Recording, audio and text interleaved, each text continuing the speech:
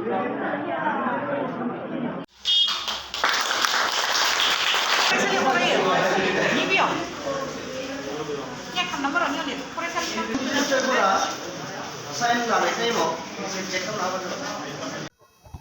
बुब्लि आरो बिडि निउस नायगिरि साफ्रोमनिसिमबो दिमाकुसि दख'रा बर' फरायसा आफादनिफ्राय गोजोन फुंबिलिनि गाहाम हामग्लायनाय जासिहरग्रोनाय जाबाय। जोङो दिमाकुसि दख'रा बर' फरायसा आफादा गिबि खेबनि थाखाय गुदि फरायसालियाव फरायबाय थानाय थाखो 3, थाखो 4 आरो थाखो 5 फरायसाफोरनि थाखाय रोंगौसा आनजाद जोङो खुंनाय जादों आरो बेयो जोंनि थाखाय सेथि। बेखौ जोङो देग्लाय 2023 मायथाइनिफ्राय आरम्भ खालामदों।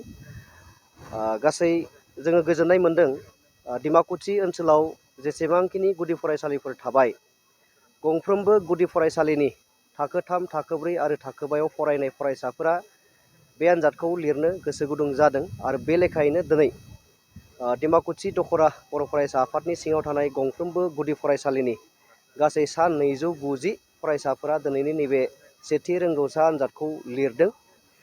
जोङो गोजोननाय मोन्दों। मोनस्नि जोङो एग्जाम सेन्टार खालामदों आरो बै मोनस्नि एग्जाम सेन्टाराव जेरैबायदि फरायसाफ्रा फर्म फिलआप खालामदों आरो जोङो जेरैबायदि एडमिट इसु खालामदों साफ्रोमबो फरायसाफ्रा दिनै आनजादखौ लिरदों।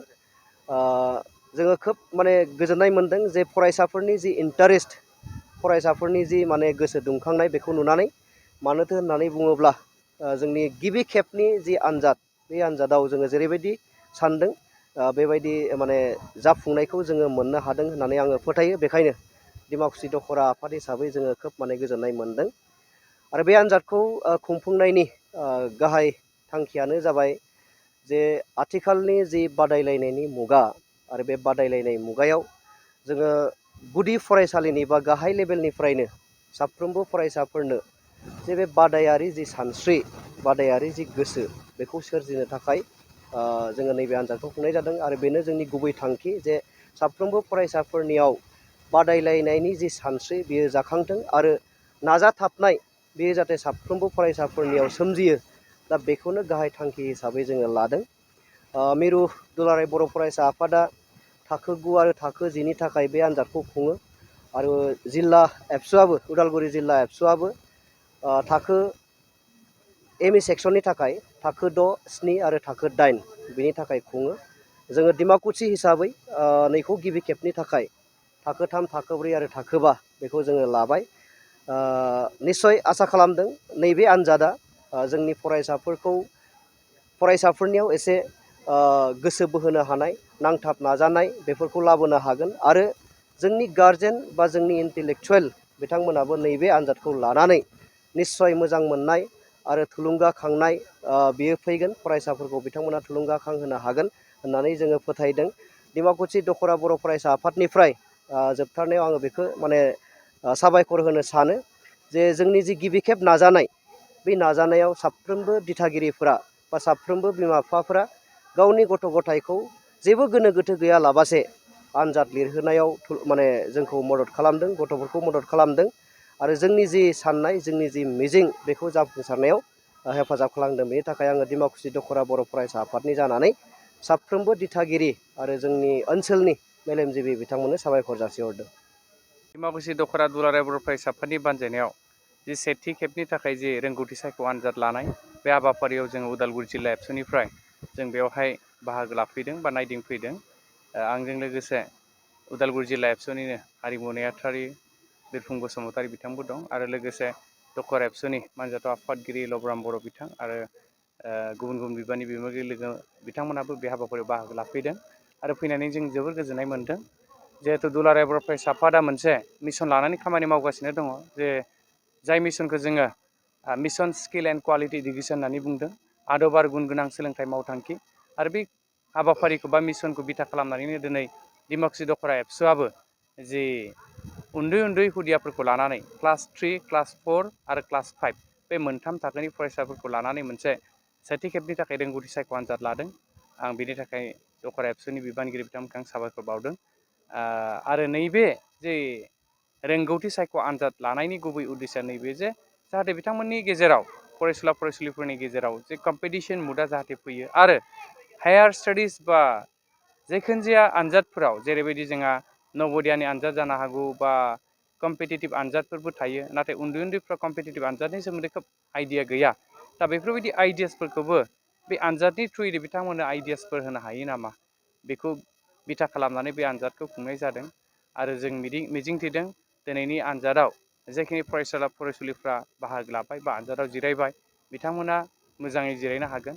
आरो बिथांमोननि दिथागिरि बिथांमोनखौबो जों साबायखर बावहरगोन जे जोंनि दुलाराय बर' फरायसा आफादनि जि बिथांखि बा हाबाफारि, बे हाबाफारियाव जुगदान होनायनि थाखाय, गावबा गावनि गथ' गथायखौ बेयाव आनजादाव जिरायनो थाखाय फर्म फिलआप खालामनायनिफ्राय लानानै दिनै आनजाद जिरायजासिम दोनफैनायनि थाखाय जों बिथांमोनखौ दिथागिरि बिथांमोनखौ जोङो साबायखर बावदों।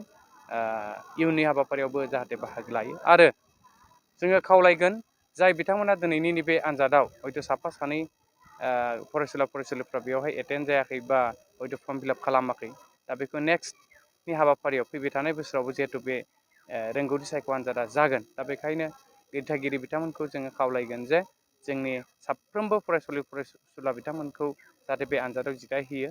आरो फैबाय थानाय समाव जोंनि उदालगुरि जिल्ला एबसुनि बानजायनायावबो एमइ स्कुलनि जे क्लास 6, 7, 8 बे मोनथाम थाखोनि मोनसे रोंगौथि सायख' आनजाद जानो थांगासिनो। बेयो फैगौ नभेम्बर दाननि 5 अक्ट'आव जागोन।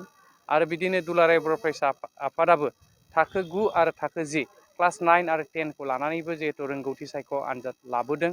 देग्लाय 8थि जि रोंगौथि सायख' आनजाद मिरु दुलाराय बर' फरायसा आफादनि बे आनजादाबो जागोन। दा बेखायनो जोंनि ओनसोलनि साफ्रोमबो बर' बिमा बिफाखौ आं खावलायगोन आरो रायजो राजा बिथांमोनखौ खावलायगोन जे एमइ स्कुल बा हाइ स्कुल बा एलपि स्कुलनि जि टेलेन्ट सार्च बा रोंगौथि सायख' आनजाद, बे आनजादाव जाहाथे जोंनि फरायसुला फरायसुलि बिथांमोनखौ बे आनजादाव जिरायहोयो। मानो होननानै बुङोब्ला जोङो गुन गोनां सोलोंथाइ जुदि लाहोनांगौ जायोब्ला बेफोरबायदि आनजादफ्रावबो जों जिरायहोनो हानांगोन। लोगोसे जोंनि ओनसोलनि साफ्रोमबो रायजो राजा, मेलेमजिबि बिथांमोन, दैदेनगिरि बिथांमोन साफ्रोमबो बेबायदि हाबाफारियाव जाहाथे नोंथांमोननि बा रायजो राजा नोंथांमोननि खहाय खजुगखौ नांगोन। आरो बयनिबो खहाय खजुगनि गेजेरजों जोंनि फरायसुला फरायसुलि बिथांमोनखौ जोङो मोनसे जाहाथे गुन गोनां सोलोंथाइ जे लाहोनायाव बयबो लोब लोब बाहागो लायो, आं बेखौनो रायजो राजानिसिम नोंथांमोननि नैबे चेनेलनि गेजेरजों आङो खावलायदों। आरो दिनैनि नैबे जे डिमाकुसि दख'रा दुलाराय बर' फरायसा आफादनि बानजायनायाव खुंनाय जि टेलेन्ट सार्च आनजाद, बे आनजादाव फैनानै आं जोबोर गोजोननाय मोनदों। आरो बेबायदिनो गुबुन गुबुन एजेन्डा हाबाफारिफोर जाहाथे रनसायनानै दख'रा एबसुआ मावलांगोन, आं बेखौ मिजिंथिदों। आरो दिनैनि नैबे बुब्लियाव आं बेखौनो खावलायबावगोन जे जोंनि गोरों गोरा मेलेमजिबि बिथांमोनाबो जोंनि साफ्रोमबो फरायसुला फरायसुलि बिथांमोननियाव बा बिथांमोनखौ जिहेथु गुन गोनां सोलोंथाइ लाहोनायनि थाखाय बा बोसोनफोरखौ जाहाथे होबाय थागोन। दुलाराय बर' फरायसा आफादनिसिमबो जाहाथे नोंथांमोना बोसोन होगोन, आं बेखिनिखौनो मिजिंथिबाय। नोंथाङा गावनि फेभरेट श' नायनायाव स्ल' इन्टारनेट स्पिडनि थाखाय बानायफैबाय नामा? गोजोननि नोगोर क'क्राझाराव नोंथांमोननि थाखाय आर'नाइ टेक्न'लजिसआ लाबोदों high speed fibre optic broadband plans. मात्र 399 रां पार मान्थआवनो नोंथांमोना आनइन्टाराप्टेड स्ट्रिमिं, गेमिं, आपल'ड, डाउनल'ड आरो ब्राउजिं खालामनो हागोन। आबुङै मिथिनो थाखाय गाहायाव होनाय वेबसाइटआव नायनो हागोन आरो नैबे जामबुं नम्बराव जगाजग खालामनो हागोन।